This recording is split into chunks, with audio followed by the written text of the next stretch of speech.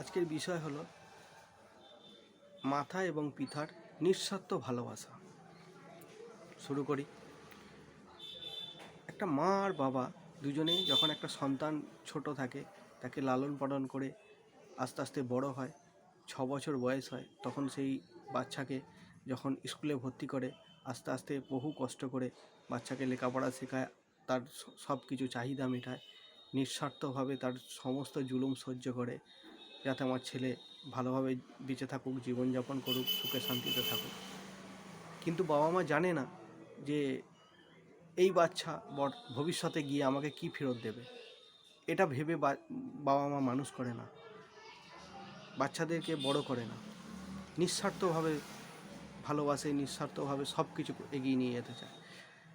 বিষয় হলো এই বাচ্চা যখন, এই ছেলে যখন আস্তে আস্তে বাচ্চাটা বড় হয়ে গিয়ে বড় ছেলের পরিণত হবে বা বিবাহিত জীবনে প্রবেশ করবে, কি ব্যাচেলার অবস্থায় থাকবে, 18, 19, 20 বছর হবে, তখন কিন্তু এই বাচ্চা মা বাবাকে ঠিকঠাক স্নেহ ভালোবাসা, তাদের সঙ্গে আচার ব্যবহার ঠিকঠাক করবে না। এটাই কি এখনকার সমাজের ছেলেদের কাছ থেকে আশা করা উচিত? আমার তো মনে হয় না।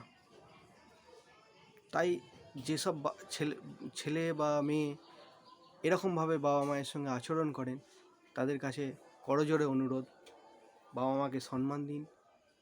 বাবা মা একটা অমূল্য জিনিস, যেটা পৃথিবীতে থাকাকালীন আপনি দিচ্ছেন না, যখন থাকবে না তখন বুঝতে পারবেন যে বাবা মা কী জিনিস।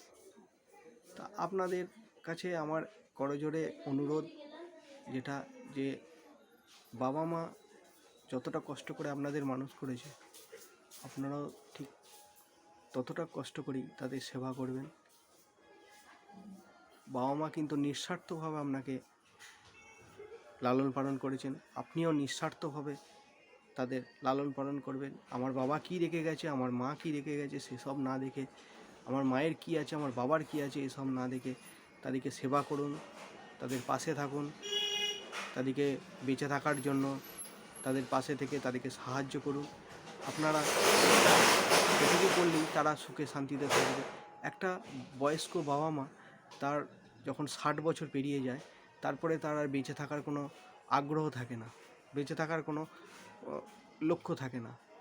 তাদের বেঁচে থাকা আর মরে যাওয়া দুটোই তারা একইভাবে সিচুয়েশন পার করে, মনে করে দিন রাত তাদের সমানই, একই।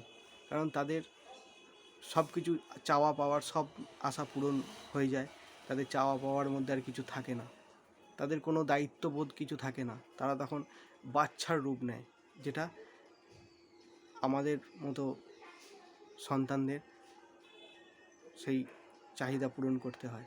তাই করজোড়ে অনুরোধ, বাবা মাকে সম্মান করবেন, বাবা মায়ের পাশে থাকবেন, বাবা মা যেন সুখে শান্তিতে থাকে সেই চেষ্টা করবেন। যদি আমার এই ভিডিওটা ভালো লাগে, লাইক, শেয়ার, কমেন্ট করবেন, আরও মানুষের কাছে পৌঁছে দেবেন। ধন্যবাদ।